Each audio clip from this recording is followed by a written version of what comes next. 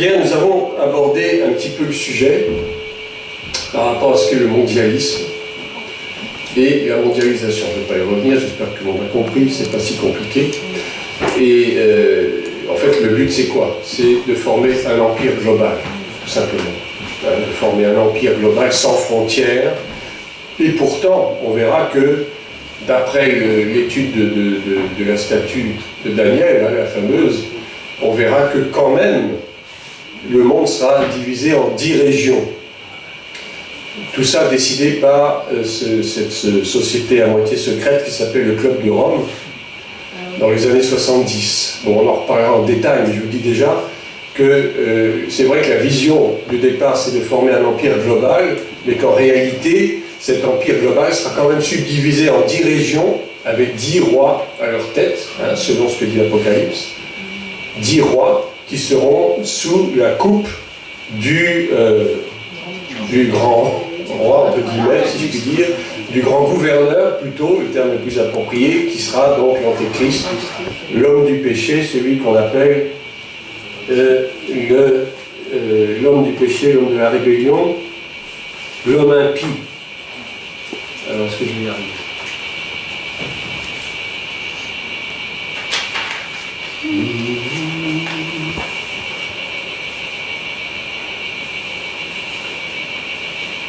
Je vais vous donner quelques citations déjà pour vous mettre un peu en appétit. Mais oui, des citations par rapport justement. Qu'est-ce que j'ai fait de mes lunettes? Ah, ça va. Par rapport à ce que va être ce que d'aucuns appellent le gouvernement mondial. Ben oui, j'ai un problème malveillant, mais je m'en fiche. Laissez-moi tranquille. C'est incroyable quand même. On vous greffe des trucs. Ouais.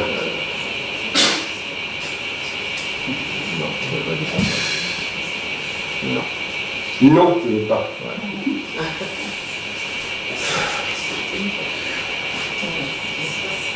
Depuis le chute du mur de Berlin en 1989, il y a beaucoup de choses qui se sont passées dans le monde. Ça a été un peu un déclencheur. Voilà. D'abord, il y a finalement la chute du communisme, il faut bien dire. Hein. L'URSS n'est plus l'URSS, mais est devenu en quelque sorte un grand empire, hein, subdivisé en régions, l'Ukraine, la Russie, etc. Mais le communisme a perdu beaucoup de sa puissance dans le monde. Et ce qu'on appelait autrefois la guerre froide, c'est-à-dire cette opposition latente entre les États-Unis et l'URSS, n'a plus cours véritablement. Hein, puisque depuis la chute du communisme, il n'y a plus cette guerre froide. Il n'empêche qu'il y a quand même une certaine opposition entre ces blocs qu'on peut appeler des blocs continentaux. Et on verra un peu plus tard, peut-être demain plutôt, en quoi consistent ces blocs continentaux. Vous aurez, notamment, il y a le bloc du côté de l'Ouest, c'est-à-dire les États-Unis, et vous avez de l'autre côté le bloc européen, n'est-ce pas? Et puis vous avez l'Angleterre. On verra le rôle que joue l'Angleterre dans le gouvernement mondial, et il joue un rôle extrêmement important.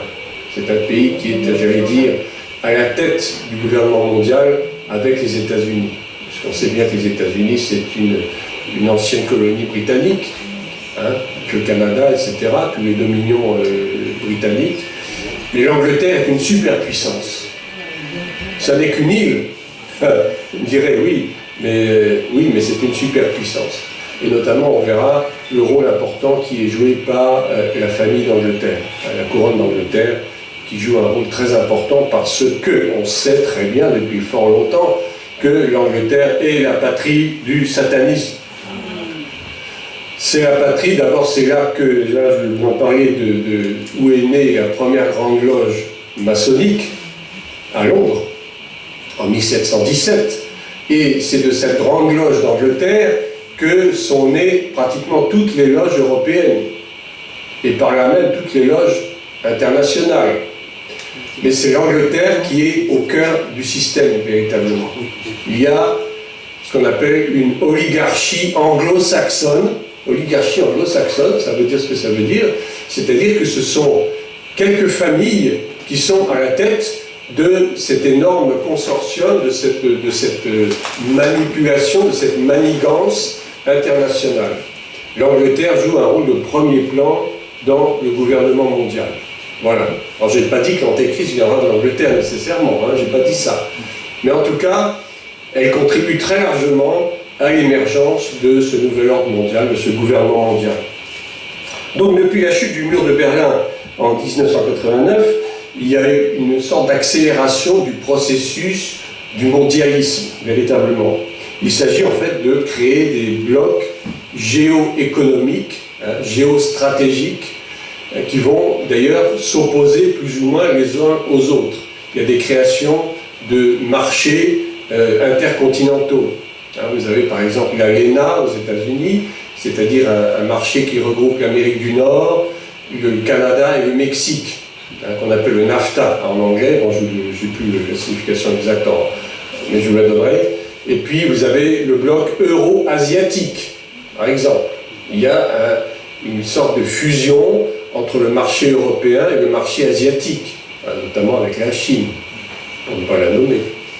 Et puis vous avez enfin un autre bloc entre l'Europe et les pays arabes, qu'on appelle l'Eurabia. Je ne sais pas si vous avez entendu parler de tout ça, mais ce n'est pas BFM TV qui va vous en raconter, hein, ça c'est clair.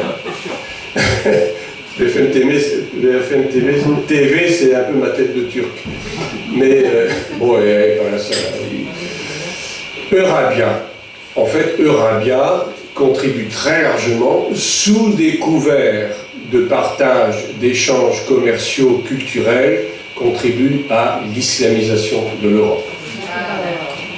Et ça a commencé, figurez-vous, en 1973, par un traité qui a été signé notamment par M. Valéry Giscard d'Estaing.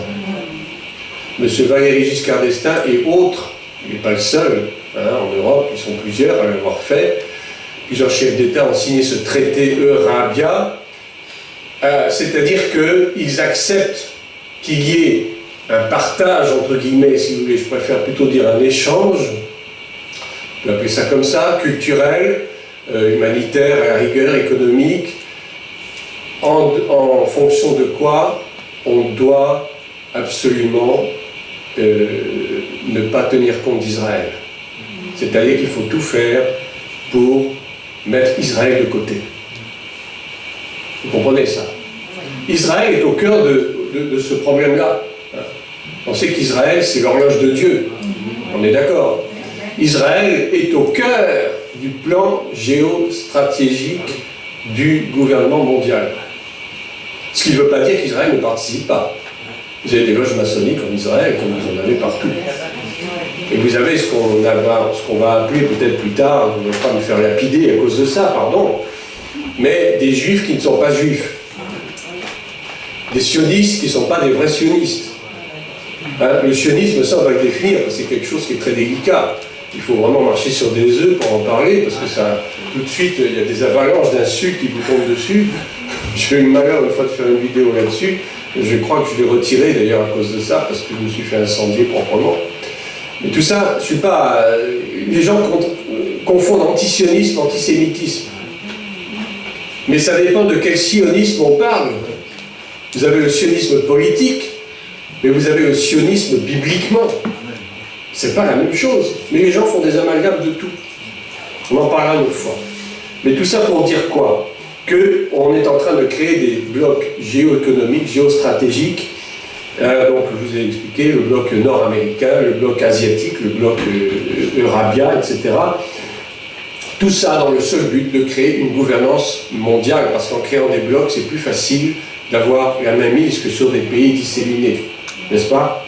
Et voici ce que ce grand intellectuel qui s'appelle Jacques Attali, que vous connaissez certainement, qui est juif lui-même, sioniste bien sûr, et un grand intellectuel, c'est un type extrêmement intelligent, hein. Il a été l'éminence grise de beaucoup de chefs d'État, il est actuellement toujours au pouvoir plus ou moins avec M. Macron, il a été avec Sarkozy, il a été avec Hollande, il a été avec tout le monde. En fait, c'est lui un petit peu, j'allais dire le mauvais génie, entre guillemets, de tous ces gens-là. Voilà ce qu'il déclarait. Il a écrit un dictionnaire du XXIe siècle, dans les années 80, et voilà ce qu'il dit. Après la mise en place, oui, il y a du Larsen un petit peu, ça raison. Ça vous gêne pas trop? Non. Donc pourquoi ça s'affiche pas ça?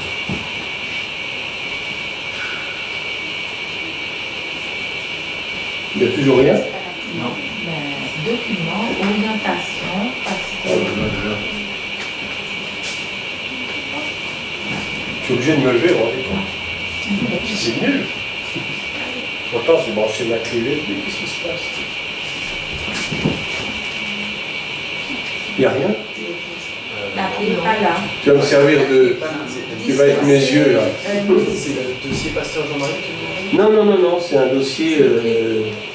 un dossier...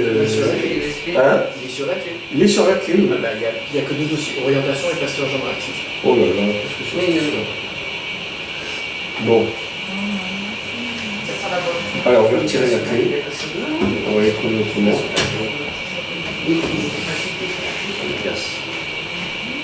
Non, mais il fallait qu'il bravo. Ferme cette fenêtre.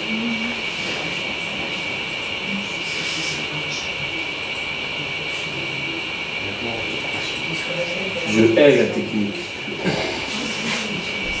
Il n'y a rien toujours? Non, mais il faut cliquer sur la Après, tu clé. vas nous ça. Il faut remettre la clé. Mais je vais enlever la clé. Il faut la remettre. Il faut la remettre, il faut cliquer sur la clé. Mais je ne la vois pas sur l'écran. Elle est dans le navigateur. Il n'y a pas quelqu'un qui a un ordinateur qui marche. Il est là. Le MTC, voilà. Mais on rencontre un problème. Anna, il faut cliquer dessus aussi. Ah, c'est une Est-ce que texte. c'est l'image Jean-Marie? Ah, voilà, ça y est. Ah, bah, dis donc. Parce que le bonheur, hein, ici. Bon. Ça va être intéressant. Qu'est-ce qu'il y a?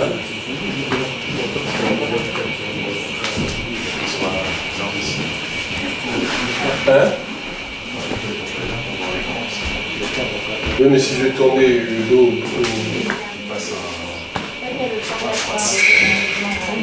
Bon, je vous ai fait un plan, vous voyez, le plan du séminaire, en gros, de quoi on va parler. Je ne suis pas sûr de pouvoir le respecter, absolument. Sans image, ça fait rien. Oui, c'est pas essentiel. Vous en fichez des images.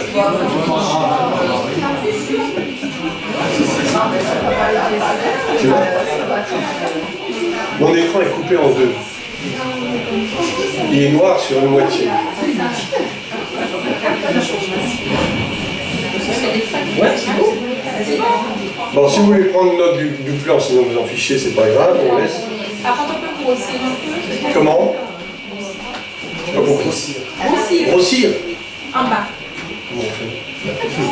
En bas. Voilà. La droite. Là, à droite. J'ai un ordinateur qui veut quelque chose. Ah, bah voilà. Bien, ça va? Très bien. Oui, c'est bien. Voilà. Donc quelques définitions, on les a déjà données, mondialisme, mondialisation, etc. Eschatologie, bon, je ne vais pas rentrer dans les détails, mais vous savez ce que c'est que l'eschatologie. Alors, l'humanité face au mal et au péché, on va voir tout ça, on l'avait déjà vu en partie hier, on ne va pas trop revenir là-dessus. Voilà, l'esprit luciférien. Alors l'esprit luciférien, ben, vous comprenez hein, ce que c'est, il s'agit de cet esprit qui agite les nations, qui, dans le but de former ce nouvel ordre mondial, et donc la religion qui aura une grande importance dans la création de ce nouvel ordre mondial, qui sera essentiellement religieux et non pas forcément politique. Parce que vous avez deux protagonistes qui œuvrent pour ce machin-là, qui sont l'antéchrist d'une part et le faux prophète.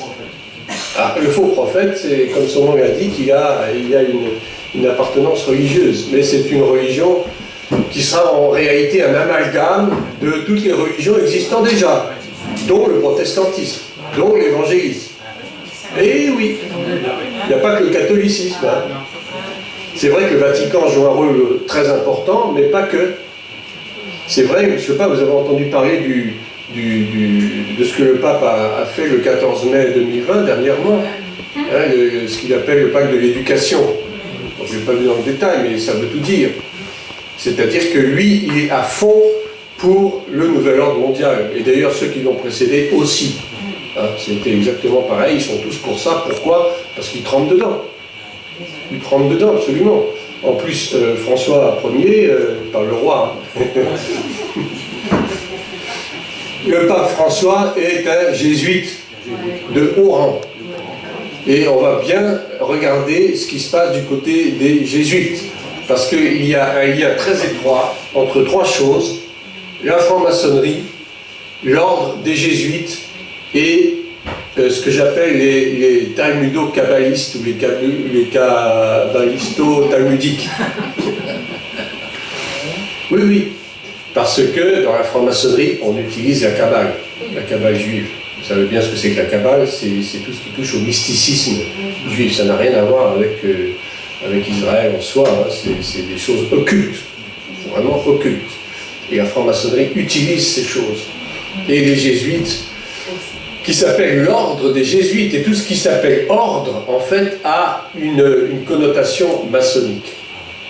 L'ordre des Templiers, on va le voir tout de suite, l'ordre des Templiers est à l'origine de la franc-maçonnerie. L'ordre des croisés, tout ça, tout ce qui s'appelle ordre, ça a une connotation purement maçonnique, c'est-à-dire qu'ils ont des règlements intérieurs, ils ont des observances particulières, et puis surtout ils ont des rites initiatiques. Les rites initiatiques, c'est très important, parce que c'est comme ça qu'ils arrivent à mettre la main sur leurs adeptes, et puis en faire ce qu'ils veulent, c'est-à-dire des instruments entre les mains de Lucifer, de la puissance luciférienne. Ils font des pactes, même des pactes de sang, arrivés à des très hauts degrés, comme on va le voir dans la franc-maçonnerie. Alors, je ferme ça. Pourquoi il me demande quoi? Si j'ai besoin de quoi? Si les fichiers peuvent être supprimés, fais annuler. J'annule. Ouais. Heureusement que j'ai des yeux en face de moi. Bon. Alors, voilà ce que me disait M. Jacques Attali. Il disait: après la mise en place d'institutions continentales européennes, il parle pour l'Europe essentiellement, hein, apparaîtra peut-être l'urgente nécessité d'un gouvernement mondial. On ne cache pas son jeu. Il ne cache pas son jeu, il en est même très fier. Il dit peut-être, mais nous on ne dit pas peut-être, on dit sûrement. Tout ça, c'est un petit peu pour noyer le poisson, n'est-ce pas? On ne veut pas donner trop l'impression aux gens qu'on est en train de les manipuler, alors qu'on sait très bien qu'on les manipule, à fond. La nécessité, urgente nécessité, comme si c'était vraiment une nécessité. Oui, pour ces gens-là, pour les Illuminati, pour les francs-maçons, c'est une nécessité. Parce que c'est par là qu'ils pourront vraiment asseoir leur puissance et leur pouvoir. Donc pour eux, c'est une nécessité. Et si on combat contre ça, ça les dérange. Ça les embête, parce qu'ils ont un agenda, ils veulent respecter leur agenda. Mais si on leur met des bâtons dans les roues, ils ne sont pas contents. C'est évident. Et si vous avez un Donald Trump, par exemple, qui lutte contre ces choses-là, qui a reconnu Israël, n'est-ce pas? Qui a même déplacé son ambassade là-bas. Et ce gars-là, bon, je ne sais pas s'il est bon, s'il est mauvais, c'est pas le problème. Mais Dieu l'utilise. Dieu l'utilise comme il a utilisé un roi comme Cyrus, par exemple. Il a réveillé l'esprit de Cyrus pour la reconstruction de Jérusalem. Eh bien, je suis sûr que Dieu a suscité un gars comme Donald Trump pour faire obstacle, pour faire barrage à ces sociétés secrètes. On dit les francs-maçons. C'est pas prouvé. J'ai jamais trouvé, j'ai pourtant cherché, j'ai rien trouvé qui me le prouve, en tout cas. Mais en tout cas, ce qui est certain, c'est qu'ils luttent contre Big Pharma, ils luttent contre toutes ces choses-là, parce qu'ils voient que ce n'est pas des bonnes choses. Mais nous, on fait quoi? Nous, on approuve tout ça, on accepte tout. Donc, on a aussi M. Sarkozy qui avait dit, en 2008, il avait dit « Il est temps de construire un nouvel ordre mondial politique, économique, social, assis sur de nouveaux principes et de nouvelles règles. Le nouvel ordre mondial, c'est autour des propositions de l'Europe qu'il se tiendra. Il ne faut pas que l'Europe soit la variable d'ajustement du nouvel ordre mondial. » Vous voyez, Sarkozy aussi, de toute façon, il fait partie de la clique, donc il sait très bien de quoi il parle, mais il le dit parce qu'on lui a dit de le dire. De lui-même, il ne le dirait pas, parce que tous ces gens-là sont manipulés. Il y a un gouvernement dans le gouvernement. Tout comme il y a une franc-maçonnerie dans la franc-maçonnerie. Je vais vous expliquer un petit peu en 3 mots ce que sont les sociétés secrètes, comment elles fonctionnent. Mais vous allez être stupéfait que finalement tout découle d'une seule. Donc Sarkozy aussi. Et puis après, il renchérit en disant on ira ensemble vers ce nouvel ordre mondial et personne, je dis bien personne, ne pourra s'y opposer. Vous vous rendez compte? Le culot. Mais si, nous on s'oppose. On s'oppose, mais on sait que ça aura lieu. Mais ça aura lieu quand Dieu l'aura décidé. Pas quand vous, M. Sarkozy, vous l'aurez décidé. Quand vos patrons l'auront décidé. C'est pas eux qui décident, ils sont pas Dieu, je suis désolé. C'est comme ça. Auparavant, lors de la guerre du Golfe, il y avait eu le père Bush, hein, pas celui qui a fait écrouler les tours, hein, mais son papa, qui avait aussi parlé d'un nouvel ordre mondial avec des nouvelles règles, non pas les règles de la jungle, comme il disait, mais des règles qui seront bien établies pour la discipline, pour l'ordre, etc. À la suite de quoi a été voté ce qu'on appelle le Patriot Act, je ne sais pas si vous avez entendu parler, qui est une législation qui nie toute forme de liberté à l'individu, qui est chargé de désarmer l'Amérique. Hein, désarmer l'Amérique, vous savez que les Américains, ils ont le droit de port d'armes facilement, mais on va petit à petit, on réquisitionne des armes. Pourquoi? Parce qu'elles doivent servir pour l'armée mondiale, celle qui sera chargée de faire régner l'ordre dans le monde entier lorsque ce nouvel ordre mondial sera véritablement en place. Je dirais, il est déjà en place. Il est déjà en place, avec l'ONU notamment. Il est déjà en place, mais le problème c'est qu'on ne le voit pas. On n'en a pas forcément conscience. Et beaucoup de chrétiens ne savent même pas tout ça. Et c'est ça qui est inquiétant. Qu'est-ce qui s'appelle là? Ah, tu changes, c'est super. Donc, ce nouvel ordre mondial, il est... en fait, il ne date pas d'aujourd'hui. On verra qu'il date en fait du XVIIIe siècle déjà. Déjà, il y a eu cette pensée dans le cœur de certaines personnes. Et notamment dans celui qui est un peu le père, entre guillemets, des Illuminati, qui est un prêtre jésuite, un Allemand, il s'appelle Adam Weishaupt. Vous voulez que j'écrive les noms, t'as vu? Parce que j'ai beaucoup bien parlé, c'est pas évident. Je vais écrire en gros. Ça va comme ça?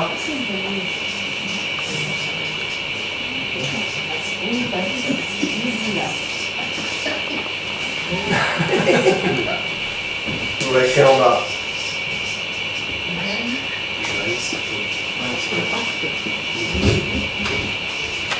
Voilà.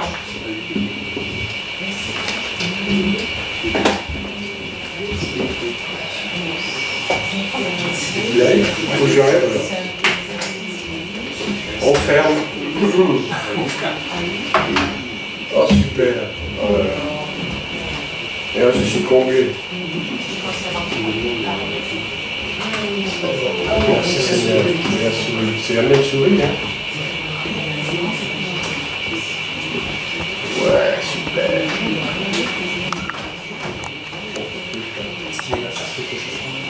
D'accord.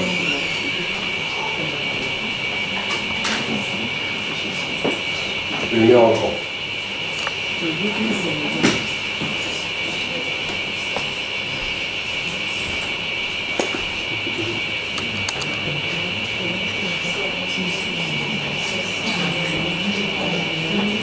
Vous connaissez ça? Oui.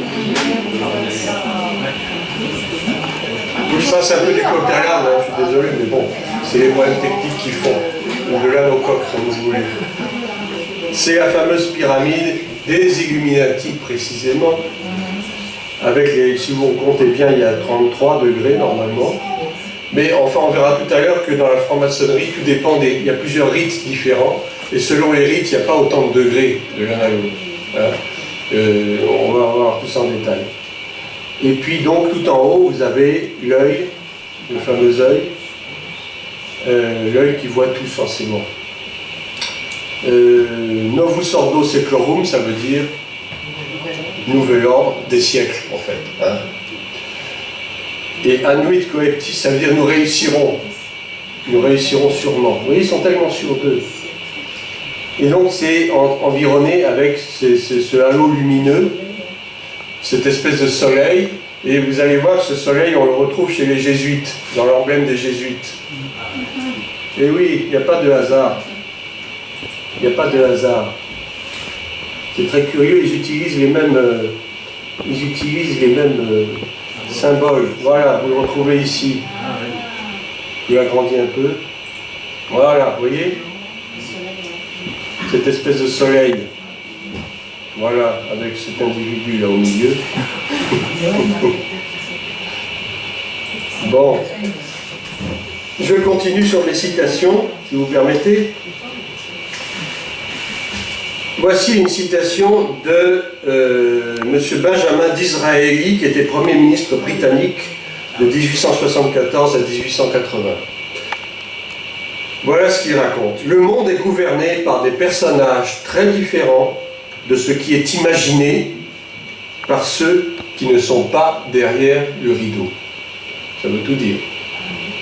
Ça veut dire que ce que vous voyez n'est pas la réalité, tout simplement. Monsieur David Rockefeller, alors celui-là, c'est un vieux de la vieille, il est décédé il n'y a pas très longtemps d'ailleurs, 96 ans, 97 ans. Dommage pour lui, il ne verra pas son œuvre.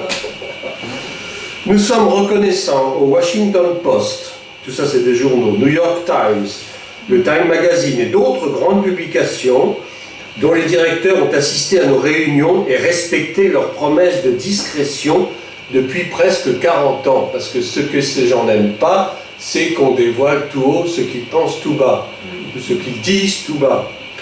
Il nous aurait été impossible de développer nos plans pour le monde si nous avions été assujettis à l'exposition publique durant toutes ces années. Mais le monde est maintenant plus sophistiqué et préparé à entrer dans un gouvernement mondial.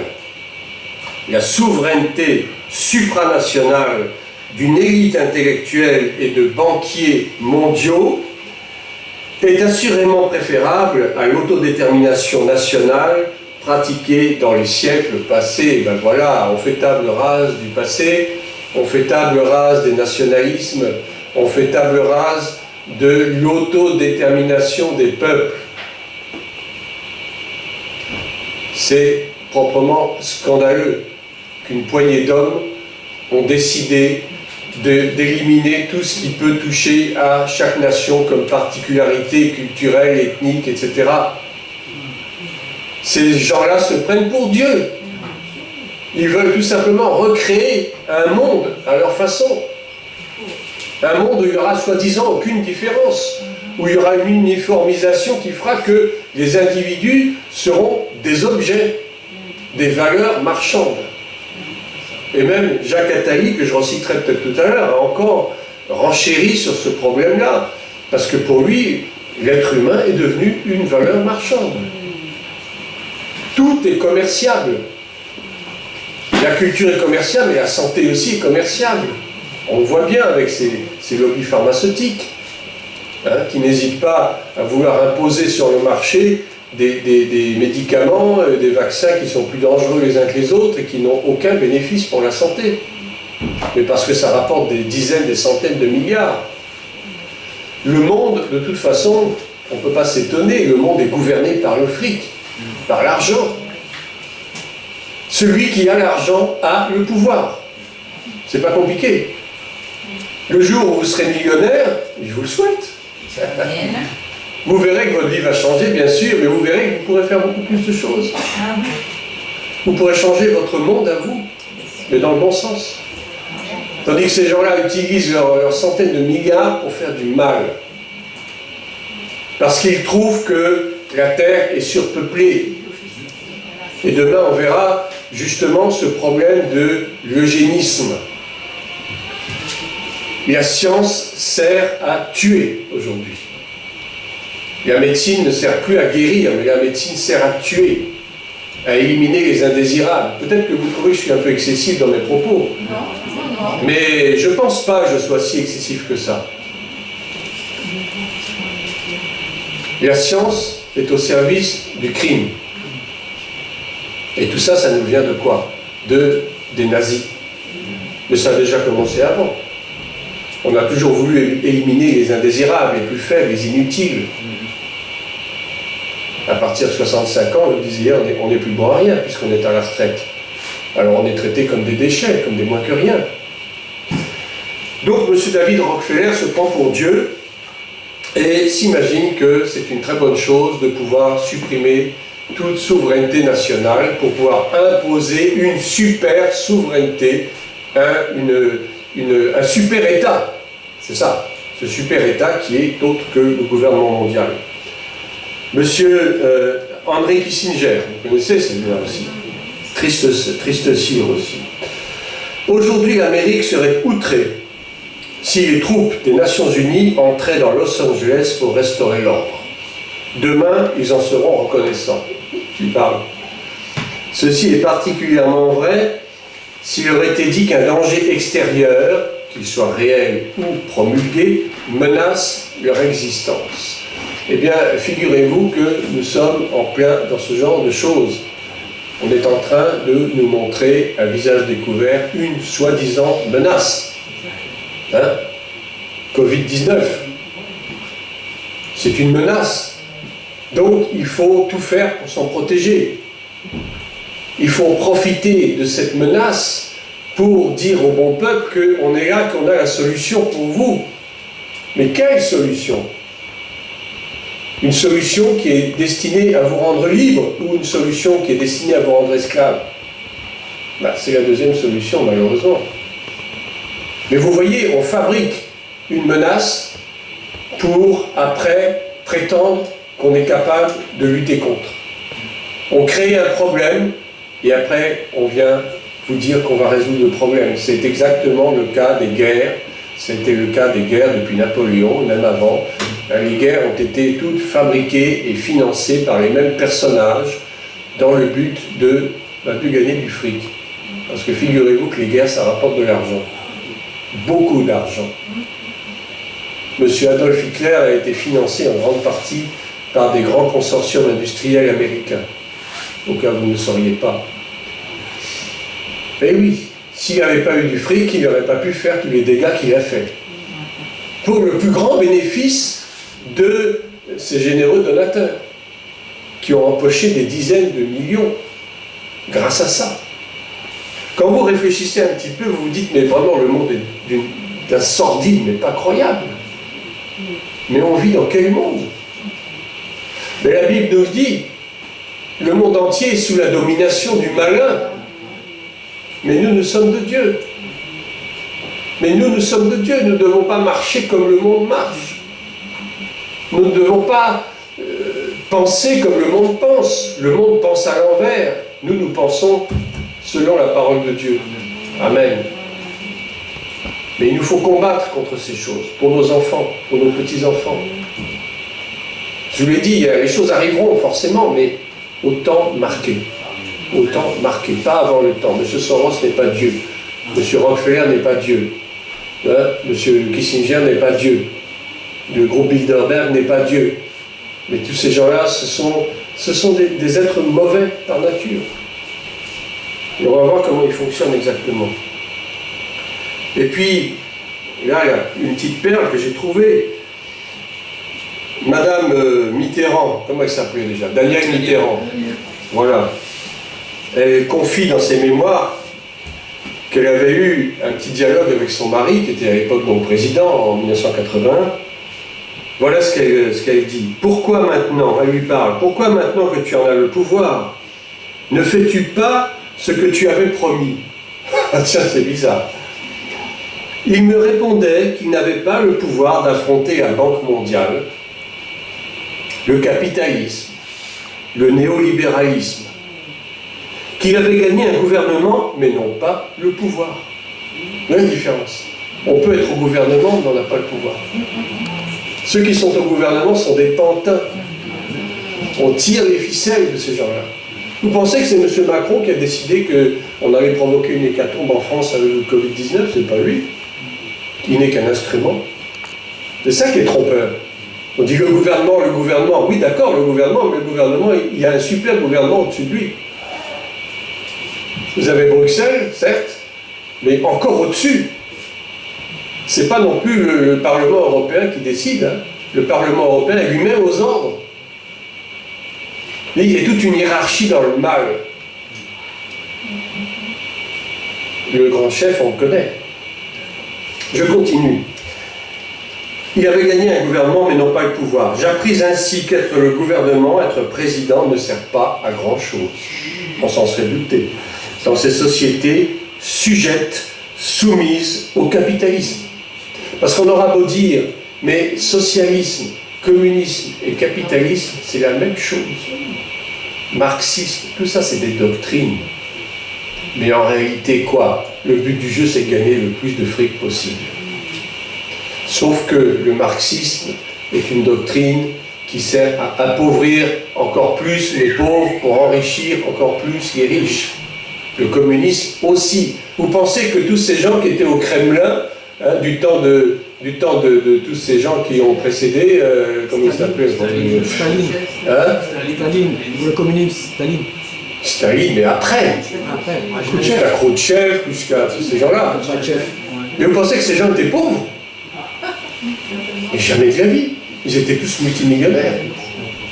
Mais pendant ce temps-là, le peuple crevait de faim. Et continue d'ailleurs. Bon, avec M. Poutine, c'est un peu mieux. Lui aussi, il veut un gouvernement mondial, mais d'une autre façon un petit peu. Bon, je ne sais pas que je l'encense, hein. Mais bon. Il n'empêche que l'ex-URSS a toujours un niveau de vie relativement bas. Relativement bas, parce que ces gens se sont considérablement enrichis sur le dos du peuple. Et ça a fait un mal fou. Et ils ont beaucoup de mal à se relever de tout ça. J'ai vécu l'expérience directement durant 14 ans. Ah, c'est François Mitterrand qui parle. En France, on élit, et les élus font des lois qu'ils n'ont jamais proposées et dont nous n'avons jamais voulu. Vous vous rendez compte de l'énormité de la chose? Ils ne veulent pas les lois, mais on leur impose de les faire voter. Même s'il n'y a que 25 députés dans le Parlement, comme il y a eu récemment pour l'histoire de la loi sur la bioéthique. C'est une honte terrible. La France est-elle une démocratie? Il pose la question. Une puissance mondiale? Je le dis en tant que Française, ça c'est Danielle Mitterrand qui parle, je le dis en tant que Française, cela ne veut rien dire. Elle était quand même lucide, hein, la dame. Mais François Mitterrand a été mis au pouvoir. Je pourrais vous le dire, je pourrais vous le prouver. François Mitterrand, d'ailleurs comme pratiquement tous ceux qui ont précédé, tous ceux qui ont suivi, a été mis au pouvoir par le fameux groupe de Bilderberg. Et j'ai un énorme dossier sur Bilderberg, on ne va pas le faire aujourd'hui parce que ça prend beaucoup de temps, mais je vous promets que demain on va en parler en long, en large et en travers, parce que en fait ce sont eux qui gouvernent le monde. Mais tous les Bilderbergers, c'est-à-dire les membres de ce groupe Bilderberg, sont pratiquement tous francs-maçons. Et à des très hauts niveaux. En fait, la franc-maçonnerie couronne le tout. Ça couronne tout, mais vous avez différentes branches. Voilà. En fait, j'ai un organigramme là que je peux vous présenter. Intéressant. Je ne sais pas si c'est ça. Si, c'est ça. Vous y voyez assez? Non, zut, c'est pas ça. Qu'est-ce qu'on voit précédent? L'image est en bas. Tout en bas. Le dossier, clique sur le dossier à nouveau. Non, mais il y a l'image toujours en bas à droite. Bon. Décidément, je ne suis pas très fort. En bleu, il y a Ah oui, Voilà, ça y est. C'est revenu? Voilà. Vous voyez ce gros noyau au milieu? Bilderberg Group, comité de direction, comité consultatif, et puis toutes ces ramifications, on va les étudier, enfin du moins certaines, parce qu'il y en a beaucoup. La trilatérale commission, la commission trilatérale, on va l'étudier. Le CFR à gauche, vous voyez? Le CFR, je vous montre avec la flèche, voilà. Oui? Vous pouvez citer vos sources? Mes sources? Oui. Ce sont des ouvrages essentiellement. Ça marche parce qu'il faut les payer aussi. Comment? Il faut étayer votre discours par les sources. Parce que si on dénonce cela, il faut dire aux gens aussi, bah, tiens, tu peux le trouver dans tel document, dans tel... Mais bien sûr, mais je vous donnerai tout ça à la fin, si vous permettez. Je vous donnerai toutes mes sources, il n'y a pas de problème. La commission trilatérale, le CFR américain, qui est le Council on Foreign Relations, qui est le Conseil des relations extérieures, si vous voulez, c'est le ministère des relations extérieures, mais à grande échelle. Vous avez le Club de Rome, et puis le World Economic Forum de Davos, n'est-ce pas, l'OMC, Office mondial du commerce, le FMI, bien sûr, la Banque mondiale, etc., bien sûr l'ONU, et puis vous avez également des services secrets, la CIA, hein, le NSA, le FBI, et puis les différents instituts qu'on appelle des think tanks, des réservoirs de pensée, des réservoirs de réflexion, qui ne sont pas vraiment des sociétés secrètes. Vous savez que par exemple en France, il y en a une qui s'appelle Le Siècle, qui est une société de pensée qui est réservée à une certaine élite, évidemment, à laquelle appartiennent beaucoup de journalistes, de politiciens, de tous bords, etc. Et ces gens-là, en fait, ils sont plus ou moins en relation avec les grands organismes comme Bilderberg, etc. Hein. Mais ils sont un visage un petit peu moins découvert que les autres, c'est tout. Voilà. Donc, ces gens sont conscients, totalement conscients de ce qui se passe dans ce monde.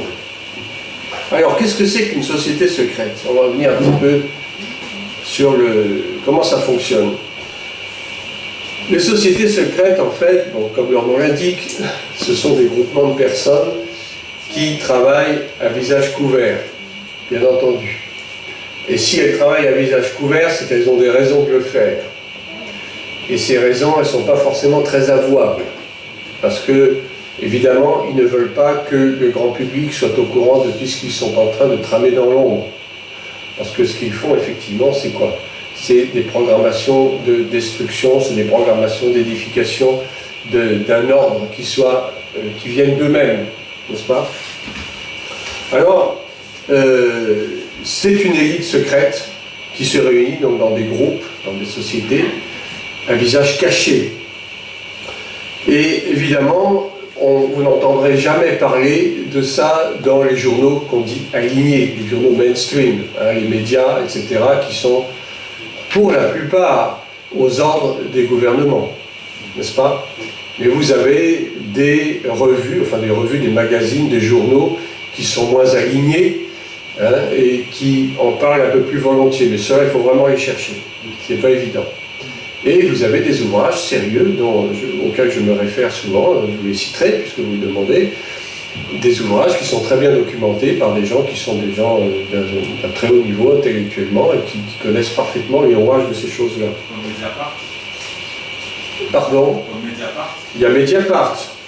Mais Mediapart, bon, il n'y a pas toujours que des bonnes choses non plus. Mais oui, des journaux de cet acabit-là, vous voyez, des gens qui sont vraiment indépendants intellectuellement et qui ont leurs propres sources. Il y a Wikileaks à un moment, qui a fait couler beaucoup d'encre, hein, qui dévoilait des dossiers réputés classifiés, n'est-ce pas? Et donc ça a causé pas mal d'ennuis à leur patron. Mais enfin, des choses comme ça, ça existe. Ça existe, mais il faut les chercher. Il faut les chercher, ça ne coule pas de source, vous n'allez pas les trouver en ouvrant votre ordinateur comme ça. En fait, on peut concrètement diviser les sociétés secrètes en 3 niveaux. En 3 niveaux différents. Mais en réalité, elles sont toutes imbriquées les unes dans les autres. Un peu comme le système des poupées russes. Vous connaissez le principe des poupées russes? Yes. Les petites dans les moyennes, dans les grandes, etc. Tout est, en fait, elles sont toutes pareilles, je dirais. Mais elles ont des objectifs un peu différents et elles fonctionnent de façon différente. Et donc, 3 niveaux différents. Au premier niveau, le niveau le plus inférieur, eh bien, on trouve des organisations comme le CFR américain, comme vous voyez, qui sont des sociétés pas vraiment secrètes, puisque les Américains connaissent quand même en grande majorité leur existence. C'est pas caché au grand public non plus. Mais ce qui se fait à l'intérieur, par contre, n'est pas divulgué, ou d'une façon très sommaire. Mais j'allais dire, les comptes rendus de séances ne sont pas divulgués aux journaux, au grand public. d'accord? Mais les gens savent que le CFR existe, d'accord? Ensuite, la commission trilatérale, etc., le Bilderberg. On sait que le Bilderberg existe. Il y a même certaines chaînes de télévision qui en parlent parce qu'ils se réunissent tous les ans, régulièrement, en général entre le mois de mai et le mois de juin. Là, ils se sont réunis, non, ils ne se sont pas réunis, je crois, parce qu'il y a eu l'histoire du Covid. Mais en 2019, ils se sont réunis, je crois que c'était en Turquie, si mes souvenirs sont bons. Mais chaque année, ils se réunissent, ils sont à peu près une centaine de personnes. Et puis, ben, on verra demain de quoi ils parlent, hein, en gros. En gros, parce qu'on n'a pas, bien sûr, les détails de tout ce qui se passe à l'intérieur. Le Club de Rome, etc. Et donc, ces sociétés, elles sont semi-secrètes. On en connaît l'existence, on sait qu'ils se réunissent, on sait plus ou moins qui en fait partie, plus ou moins, mais par contre, on ne peut pas savoir dans le détail de quoi ils vont parler. Voilà, c'est pour ça qu'on les appelle semi-secrètes. Ensuite, vous avez des sociétés qui sont, j'allais dire, secrètes, qui sont plus secrètes, comme la franc-maçonnerie par exemple, qui est une société secrète. Alors elle s'en défend, elle dit non, on est discret, mais on n'est pas secret. Si, ils sont secrets, parce qu'à partir d'un certain niveau, il n'y a rien qui filtre. Il n'y a absolument rien qui filtre.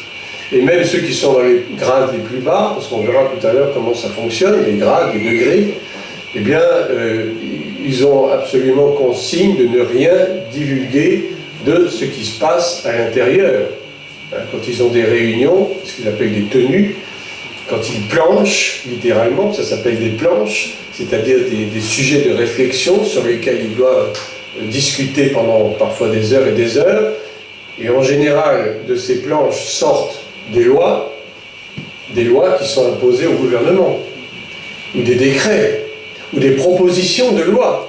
Mais ce sont des propositions de loi qui sont très appuyées, de sorte que le gouvernement est presque obligé de s'y soumettre. Alors quand on nous dit que la franc-maçonnerie est un État dans l'État, oui, c'est vrai. Oui, c'est vrai. On l'a vu tout à l'heure, c'est pas l'État qui gouverne. L'État ne gouverne rien, l'État est aux ordres de ces gens, précisément. Et puis, au-dessus de ces sociétés secrètes, vous avez encore une société encore plus secrète, qu'on appelle les supérieurs inconnus. C'est le fameux groupe des 300. 300. Ils sont 300, mais on ne connaît pas leur nom véritablement. Et ce sont ceux qui tirent les ficelles de tout. Il y a une franc-maçonnerie dans la franc-maçonnerie.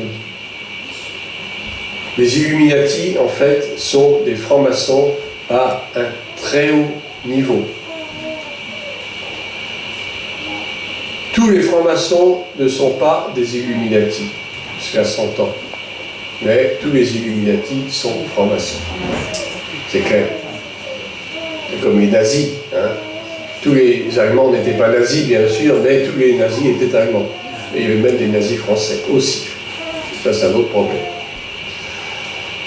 Donc, les Illuminati, et maintenant on va un peu se pencher sur cette question-là.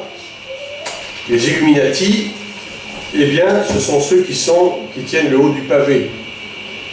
C'est l'élite secrète, ultra secrète. Vous n'entendrez jamais parler d'eux nulle part. On va même vous dire que si vous en parlez, vous êtes un complotiste. Mais oui, les Illuminati, ça c'est des vues de l'esprit, c'est des histoires qu'on raconte. Non, pas du tout, pas du tout, pas du tout. Ce sont des choses réelles. Ce sont des choses réelles, mais à force de se faire traiter de complotiste, finalement, parfois on vient même en douter, est-ce que vraiment ça existe, quoi? Mais oui, ça existe bel et bien. Mais il faut le savoir. Il faut le savoir.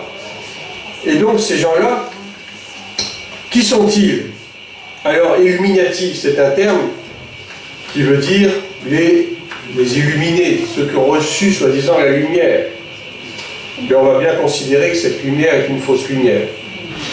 C'est une lumière ô combien ténébreuse. L'illuminisme, en fait, c'est une doctrine de pensée qui a pris jour depuis assez longtemps, finalement, dès le 14e, 15e siècle.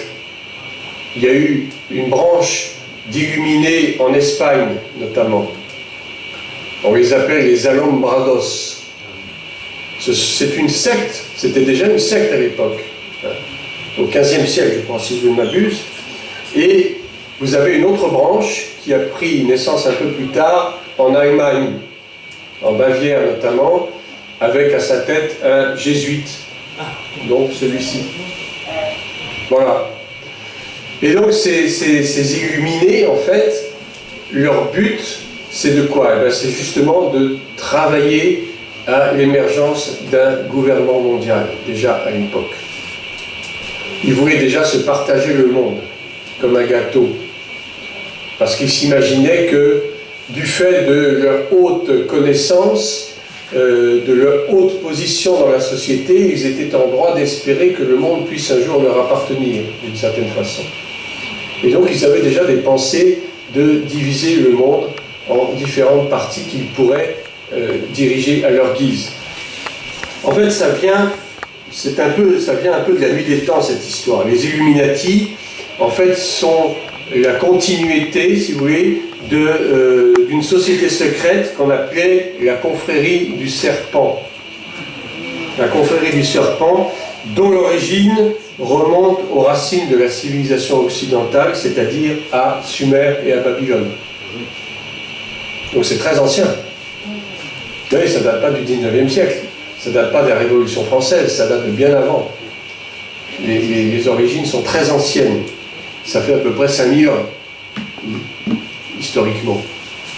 En fait, la civilisation qui domine aujourd'hui, c'est le prolongement de cette civilisation sumérienne, qui nous a apporté toutes ces idolâtries, toutes ces façons de penser, toutes ces façons mystiques, le mysticisme et tout ça. Hein, avec l'argent. L'argent est né à Sumer. Les premières pièces de monnaie ont été fabriquées à cette époque-là. L'argent, ça ne date pas d'aujourd'hui. Avant, il y avait quoi? Il y avait du troc, des moyens d'échange. On échangeait les choses, des biens contre des biens. Et puis petit à petit est apparue la monnaie. Et puis petit à petit, le système bancaire est né, avec tous ses inconvénients. Peut-être ses avantages, mais surtout ses inconvénients. Puisque il y avait de l'or, des réserves d'or, et l'argent était indexé par rapport à l'or, jusqu'à un certain point. Mais aujourd'hui, l'argent n'est plus du tout indexé à l'or, l'argent est devenu virtuel. L'argent est devenu du papier. C'est très facile, c'est des écritures. Hein, si vous allez voir votre banquier, hein, votre conseiller bancaire, c'est très facile. S'il vous octroie un crédit, c'est simplement un jeu d'écriture. Mais est-ce qu'ils ont l'argent? Ils n'ont pas l'argent. C'est de l'argent virtuel. C'est tout. C'est un système d'écriture. Vous voyez la viciosité du système. Donc c'est facile. Et puis, il y a l'histoire de la dette. Hein. On fait en sorte d'endetter les nations pour les mettre sous un joug. Et le pouvoir des banques est très fort dans ces cas-là.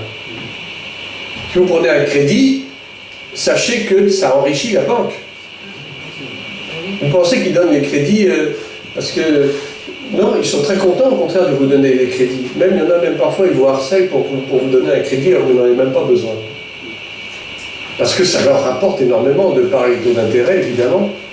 Et puis parce que surtout, ils savent que si vous avez un jour un problème pour rembourser votre maison ou votre voiture, c'est très facile, ils vont prendre votre maison, ils vont prendre votre voiture.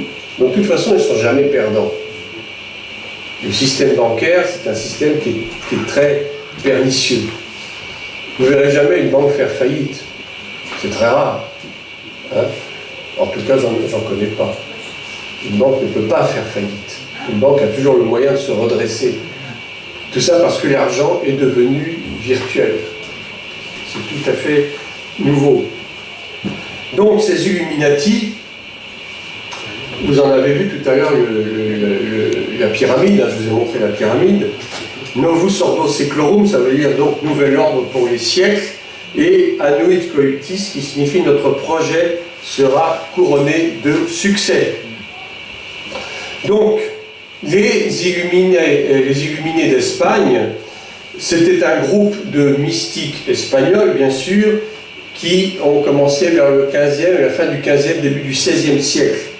Et ils ont été condamnés par l'Inquisition, le tribunal de l'Inquisition, ils ont été condamnés comme hérétiques. Mais la plupart du temps, ceux-là, ils se sont cachés après et ils sont devenus ce qu'on appelait des conversos ou des maranes. Des maranes, on les a appelés aussi des crypto-juifs. Pourquoi? Parce qu'ils étaient juifs, en fait, mais on les a forcés à se convertir au catholicisme. Parce que les juifs étaient déjà persécutés à l'époque. Et combien de fois dans l'histoire, dans toute l'histoire, les juifs n'ont-ils pas été expulsés de tous les pays, que ce soit d'Europe ou d'ailleurs? Les juifs ont toujours fait l'objet de persécutions, de maltraitance. On les a expulsés un nombre incalculable de fois, ils étaient toujours considérés comme des indésirables. Et donc ces juifs, pour éviter la persécution, se convertissaient au catholicisme. Mais en fait, c'était bien sûr un faux catholicisme. Ils faisaient mine, ils allaient au culte, ils respectaient les cérémonies catholiques, ils faisaient baptiser même leurs enfants, etc. Mais en secret, ils continuaient à pratiquer le judaïsme. Voilà. Et c'est de ces maranes qu'est sorti un certain Ignace de Loyola. Ignace de Loyola, ce nom vous dit quelque chose, bien sûr. Je crois même que j'ai sa photo. La photo, si on peut dire. Je ne sais pas si c'est celle-là. Non, c'est pas ça. Non plus.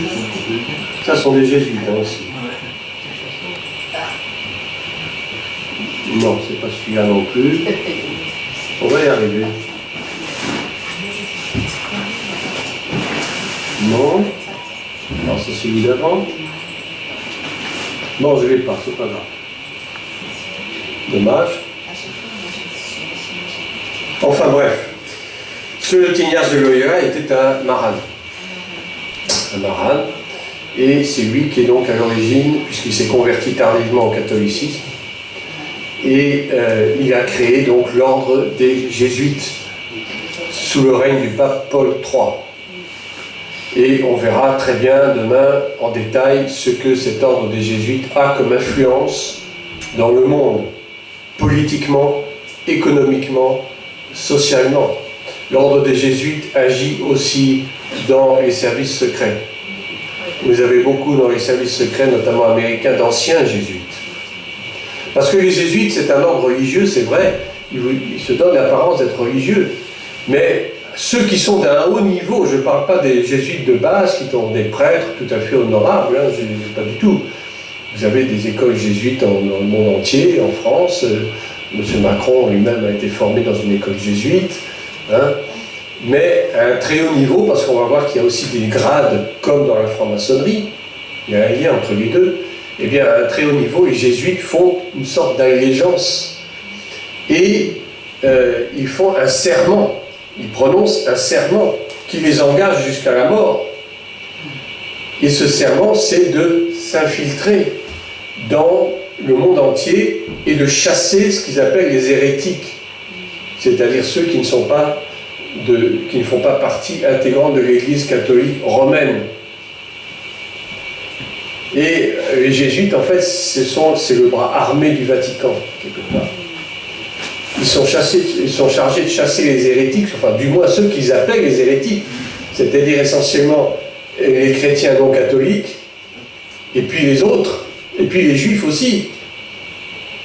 Et ils s'infiltrent dans les gouvernements. Vous avez certainement un gouvernement des anciens jésuites, ou peut-être des jésuites qui le sont toujours. Et seulement, ils n'ont pas l'apparence, puisqu'ils ne pratiquent pas leur prêtrise, en fait. Ils sont presque comme un ordre séculier, c'est-à-dire qu'ils se fondent dans le monde, dans la masse. Ils disent qu'ils se font païens avec les païens, ils se font chrétiens avec les chrétiens, ils se font juifs avec les juifs, ils se font chinois avec les chinois. C'est-à-dire qu'ils sont comme des caméléons, ils prennent la couleur du milieu où ils se trouvent. C'est très subtil. Et parmi les officiers nazis de Hitler, il y en avait qui étaient des anciens jésuites. Donc vous voyez comment la perversité peut s'accomplir dans tous les niveaux. Donc ces illuminés espagnols, les Alumbrados, ont donné naissance à ce fameux Ignace de Loyola. Je ne sais pas quelle heure. Vous voulez qu'on fasse une pause peut-être? Vous voulez pas une petite pause? Bon.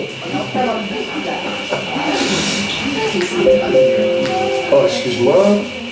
Nous avons donc la branche des illuminés de Bavière, qui ont été fondés le 1er mai 1776 par donc ce jésuite Adam Weishaupt, qui était un théologien d'un certain haut niveau. Il était professeur de droit canon à l'université d'Ingolstadt en Bavière. D'ailleurs, si vous allez un jour à Ingolstadt, il y a sa maison. Il y a l'université d'Ingolstadt qui est toujours là, il y a une plaque même commémoratrice en allemand. Ici, donc, a enseigné le jésuite Adam Weishaupt, etc., etc. Il n'y a rien de caché. Et donc, ce jésuite Adam Weishaupt fonde en quelque sorte l'ordre des illuminés de Bavière, n'est-ce pas? Mais cet ordre, en fait, avait déjà un peu été pensé, conçu quelques années auparavant par un certain Amschel Meyer. Qui c'est celui-là? Amschel Meyer. C'est un juif, certes. C'est un Amschel. Vous voulez que j'écrive ça? Amschel.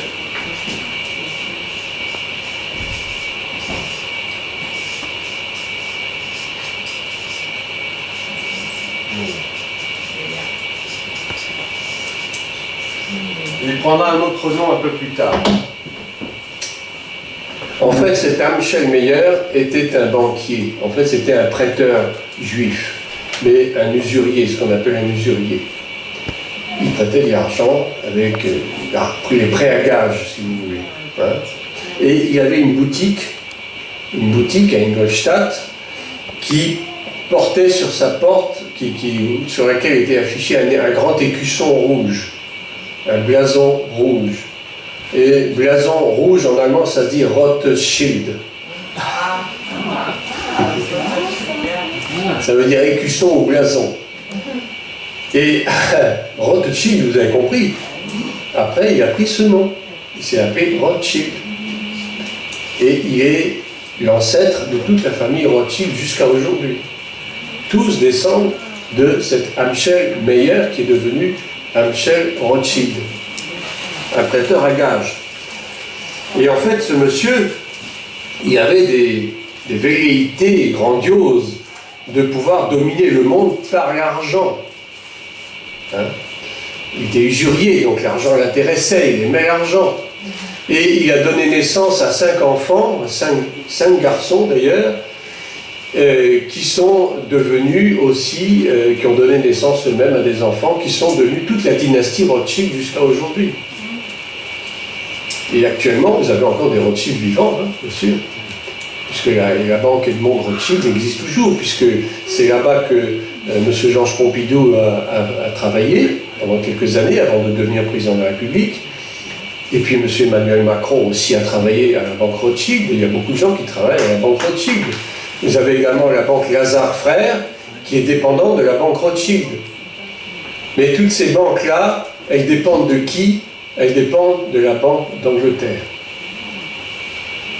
La Banque d'Angleterre, en fait, est la mère de toutes les banques européennes. On a vu tout à l'heure l'importance de l'Angleterre dans le nouvel ordre mondial, déjà par l'argent. La Banque de France dépend de la Banque d'Angleterre. La Banque de France n'a plus aucune autonomie. Terminée. Depuis 1973.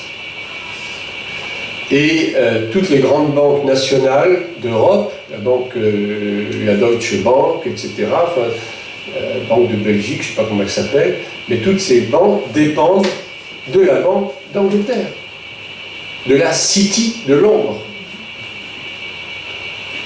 La City de Londres gouverne toute la finance internationale et pratiquement européenne. La City de Londres. Et la City de Londres joue un rôle prépondérant dans l'établissement du gouvernement mondial. C'est là-bas que sont tous les grands consortiums financiers les consortiums d'assurance, enfin tout ce qui touche à la finance est centralisé à la City de Londres. Ben oui, il y a des choses qu'il faut connaître, hein, c'est évident. Donc, pour reprendre ma petite histoire de Adam Weishaupt, il se fait initier franc-maçon en 1777. Rien n'arrive par hasard. Et voilà ce qu'il déclare: une grande partie de notre force réside dans le secret. Ça, on le savait déjà. Les loges de la maçonnerie sont le voile le plus commode pour dissimuler nos buts élevés. Vous voyez comme ils sont d'une arrogance incroyable. Les plus grandes figures d'ailleurs ensuite de l'état-major de la Révolution française, que nous connaissons, de 1789 jusqu'à 1794 en gros, étaient pratiquement tous francs-maçons. Que ce soit les Jacobins, que ce soit les Montagnards, Danton, Robespierre étaient francs-maçons, Saint-Just, Proudhon, tous ces gens-là étaient francs-maçons. Et d'ailleurs, on verra plus tard comment ils ont institué ce qu'ils ont appelé le culte de l'être suprême. Il y a eu même cette fête de l'être suprême au Champ de Mars en 1794, qui était soi-disant pour lutter contre la déchristianisation de la France, qui avait donc été initiée par la Révolution. Mais ce culte à l'être suprême, en fait, ça vient de la franc-maçonnerie. Le grand architecte de l'univers, ou le culte de l'être suprême, c'est la même chose. C'est cette entité dont on ne veut pas dire le nom, mais on reconnaît qu'effectivement, il y a cette puissance supérieure qui a créé le monde. Mais ça s'arrête là. C'est comme une idole, si vous voulez. Mais c'est une idole intellectuelle. En fait, ils ne vouent aucune adoration véritablement à cet être. Mais ils en parlent comme étant un être qui effectivement, ils reconnaissent que le monde a été créé par cette entité supérieure, mais ils ne veulent pas le nommer. Et en tout cas, ils ne veulent surtout pas entendre parler de Jésus-Christ de Nazareth. Là, c'est clair. Ça, c'est absolument hors de question.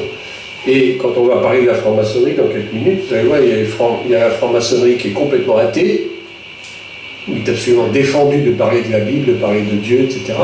Vous avez aussi une franc-maçonnerie qu'on appelle déiste.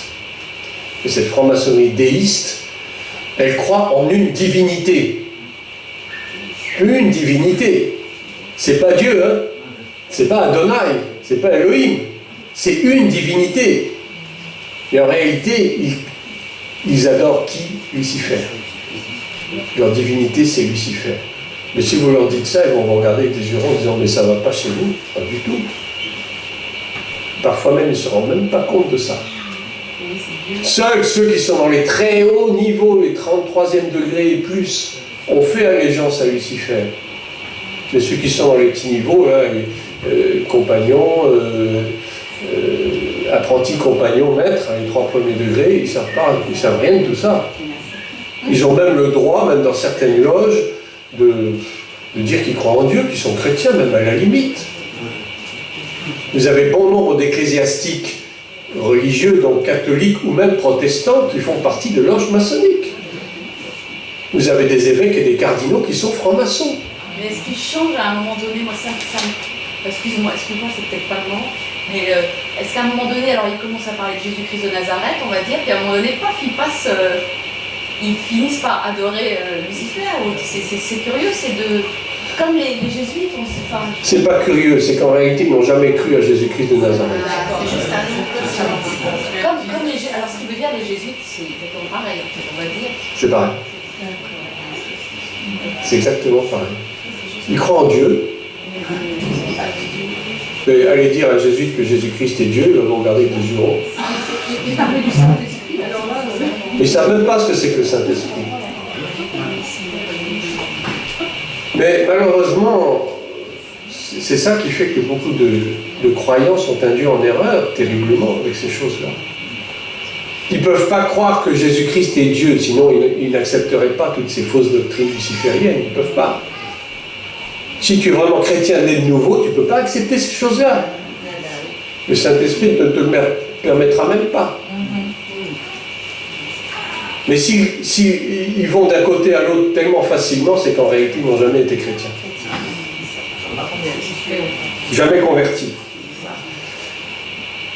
Donc tous ces gens-là de la Révolution française, les Mirabeau, les Danton, les Robespierre, tous ces affreux Jojo, ont été tous francs-maçons. Tous, à peu de choses près. Et on connaît les ravages de la Révolution française. Le sang a coulé sur ce pays. Et je vous assure qu'on est encore aujourd'hui en train d'en payer le prix. Ça vous étonne? Quand le sang coule sur une terre, la terre est maudite. Une terre maudite, c'est une terre où rien qui pousse. Comment expliquez-vous que l'Église chrétienne a tellement de mal à s'imposer en France? Et je parle de la France parce que je suis français, parce que nous sommes en France, mais c'est pareil dans d'autres pays. Le sang a tellement coulé sur la terre de France, il n'y a rien qui pousse. Et la France tue les prophètes. Jésus s'est lamenté sur Jérusalem. Jérusalem, Jérusalem, toi qui tues les prophètes. Mais il pourrait dire la même chose de la France, de Paris. Paris, Paris, toi qui tues les prophètes. Oui, on tue les prophètes en France. La terre est maudite. Et Dieu juge. Il y en a qui ne veulent pas entendre parler du jugement de Dieu, mais Dieu juge. Dieu est bon, oui d'accord, Dieu est bon. Mais Dieu est tellement bon qu'il est aussi très juste. Et sa justice est imparable. Sa vengeance est imparable. Le sang appelle le sang. Celui qui utilise l'épée périra par l'épée. Le premier grand meurtre rituel a eu lieu quand? Je l'ai dit l'autre jour. Caïn. Caïn tua son frère. En fait, c'était un meurtre rituel, un crime rituel, parce que tout simplement, il souffrait atrocement que son offrande n'ait pas été agréée par Dieu. Évidemment, il n'avait pas reçu la révélation qu'il fallait offrir les prémices à Dieu, ce que son frère Abel, lui, avait compris. Mais le cœur de Caïn était mauvais au point que son offrande n'a pas pu être agréée par Dieu. Et de jalousie, de méchanceté, il a tué son frère. Premier meurtre rituel. Meurtre rituel aussi à la Révolution française. On a tué un roi, on a décapité un roi. Vous vous rendez compte? Un roi de droit divin. Parce que la royauté française, excusez-moi, la monarchie française était de droit divin. Le roi avait autorité, le roi même avait des pouvoirs de guérison. Hein, je ne sais plus si c'était Saint-Louis, en tout cas il y a eu plusieurs rois qui imposaient les mains aux malades, les malades étaient guéris parce qu'ils avaient reçu ce pouvoir d'en haut. Ils guérissaient ce qu'on appelait les écrouelles, c'est-à-dire en fait c'était des maladies de peau, des dermatoses.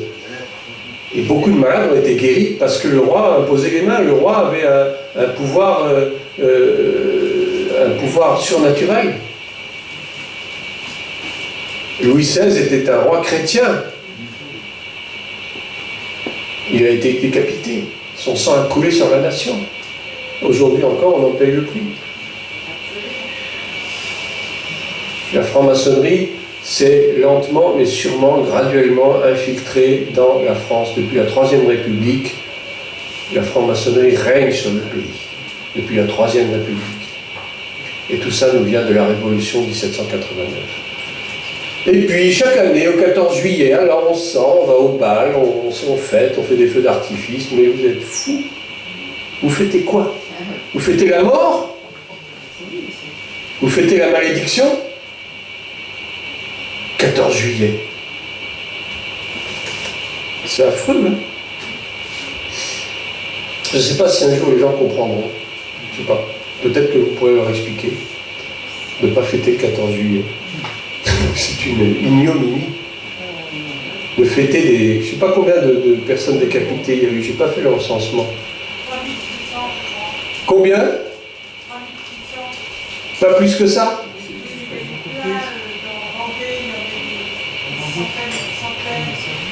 Sans compter les guerres de Vendée, où on a trucidé à qui mieux mieux.